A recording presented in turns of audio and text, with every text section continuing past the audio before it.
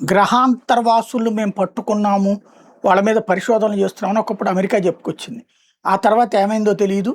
తర్వాతన గ్రహాంతరవాసులకు సంబంధించి చాలా ఇష్యూస్ ఉన్నాయి, కొన్ని ఫైల్స్ ఉన్నాయని ఈ మధ్యనే ట్రంపు ఎపిస్టన్ ఫైల్స్ తరహాలోనే గ్రహాంతరవాసులకు సంబంధించిన ఫైల్స్ కూడా బయట పెడతానని చెప్పుకొచ్చాడు.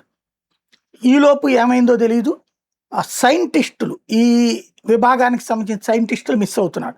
ఈ అంశానికి సంబంధించినటువంటి ముచ్చట శ్రీనివాస్ గారికి సంబంధించిన ఒక కథనం చూద్దాం. 1966 ఇండియా అణుశక్తి పితామహుడు హోమీ జహంగీర్ బాబా ప్రయాణిస్తున్న ఎయిర్ ఇండియా విమానం ఆల్ప్స్ పర్వతాల్లో కూలిపోయింది. అది ప్రమాదం కాదు, కుట్ర. సిఐఏ చేసిన హత్య అనే ఆరోపణలు. ఇండియా అణుబాంబు తయారు చేయకుండా అమెరికా తలపెట్టిన దారుణం.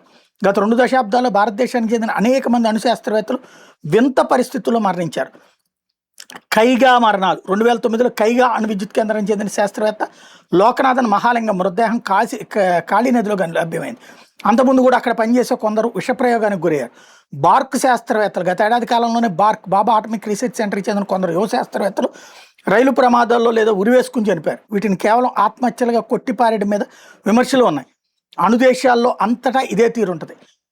ముఖ్యంగా ఇరాన్. మోసిన్ ఫక్రీజాదే ఇరాన్ అణుపితామహుడిగా పిలువబడే ఈయన 2020లో రిమోట్ కంట్రోల్ మిషన్ గన్తో నడి రోడ్డుపై కాల్చి చంపారు. ఇజ్రాయెల్ గూఢచార సంస్థ మొసాద్ దీని వెనక ఉందన్నటువంటిది ప్రపంచం అంతా నమ్ముతుంది. ఇరాన్ సైంటిస్టులు 2003 యుద్ధం తర్వాత ఇరాక్కి చెందినటువంటి దాదాపు 500 మంది అణుశాస్త్రవేత్తలు హత్యకు గురయ్యారు లేదా అదృశ్యమయ్యారు. ఇకపోతే ఎందుకు ఇలా జరుగుతుంది? నిపుణుల విశ్లేషణ ప్రకారం ఒక దేశం సైనిక లేదా అణుశక్తిని దెబ్బతీయాలంటే ఆ దేశంపై యుద్ధం చేయడం కంటే ఆ టెక్నాలజీని సృష్టించే మెదళ్లను నిర్వీర్యం చేయడం అనేది సులభం. పారాడాక్స్ ఏంటంటే ఏ దేశమో అణ్వాయుధ దేశం కావద్దని అడ్డంకులు ఆంక్షలు పెట్టడమే కాదు, ఇదిగో ఇలాంటి కుట్రను సిఐఏ ద్వారా సంధిస్తుందని అమెరికాపై ఆరోపణలు కదా. ఇప్పుడు అదే అమెరికా సైంటిస్టులు మిస్టరీ మరణాలకు గురవుతున్నారు. అమెరికా జోలికి వెళ్ళి ఆ సైంటిస్టులను హతమార్చే దమ్ము ప్రపంచంలో ఎవరికి ఉంది? ఇది ఇప్పుడు చర్చ. అమెరికాలో సైంటిస్టుల మిస్టరీ ఇది యాదృచ్ఛికం లేక ఏదైనా చీకటి కుట్రన? ప్రపంచానికి పెద్దన్నగా వెలుగుంది అమెరికాలో ప్రస్తుతం ఒక వింత భయం గూడుగట్టుకుంది.